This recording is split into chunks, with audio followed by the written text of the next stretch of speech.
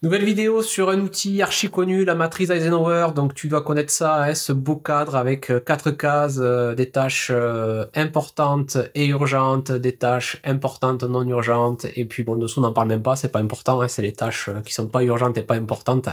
Enfin, tu dois connaître cet outil-là. Hein. Encore une fois, si tu connais pas, va voir. Du coup, t'as plein d'endroits où on va t'expliquer ça. Mais de revenir sur un petit rappel de conscience, c'est que dans la matrice Eisenhower, il y a matrice, voilà, ça c'est clair. Et il y a Eisenhower dedans. Et malheureusement, voilà, tout le monde n'est pas Eisenhower. Hein. C'est quelque chose où souvent on revient dans ce problème-là de j'ai un problème au boulot, je vais m'organiser, je vais essayer d'être plus productif, et on va tomber sur cette matrice Eisenhower, et les gens vont commencer à utiliser l'outil, mais voilà, sans voir tout le travail qu'il y a en amont.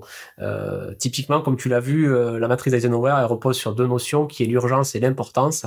Voilà, le problème, c'est que beaucoup de gens ne savent pas déjà définir l'urgence et l'importance. Voilà, ça c'est un premier point qui va être vite une limite de la matrice Eisenhower.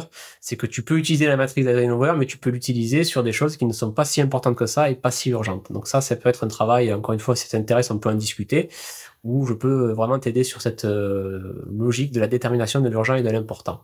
Voilà, je vois trop de gens qui utilisent la matrice Eisenhower sur des tâches qui finalement ne sont pas du tout prioritaires et ni urgentes, quand on creuse bien.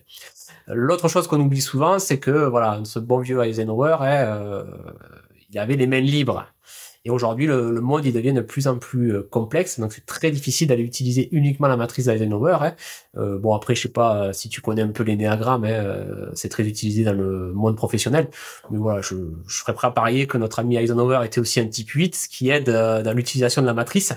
Mais voilà, encore une fois, le quotidien professionnel aujourd'hui devient de plus en plus compliqué et de plus en plus interconnecté. Donc la matrice d'Eisenhower, elle peut vite avoir ses limites aussi sur ça. Voilà. Et dernier point, ça c'est aussi un truc que je vois souvent, c'est les gens qui vont se dire je vais utiliser que la matrice d'Eisenhower.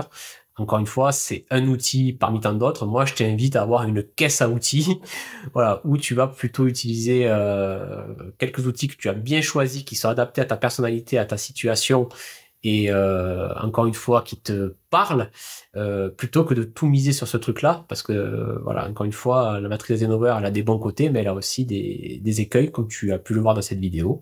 Donc voilà, encore une fois, si tu veux qu'on en discute, n'hésite pas à me contacter, et n'hésite pas aussi à t'abonner et aller voir un peu dans le reste de la chaîne. Voilà, je parle beaucoup de ces outils-là avec un regard voilà, un peu plus, on va dire, authentique que la théorie que tu vas trouver un peu partout.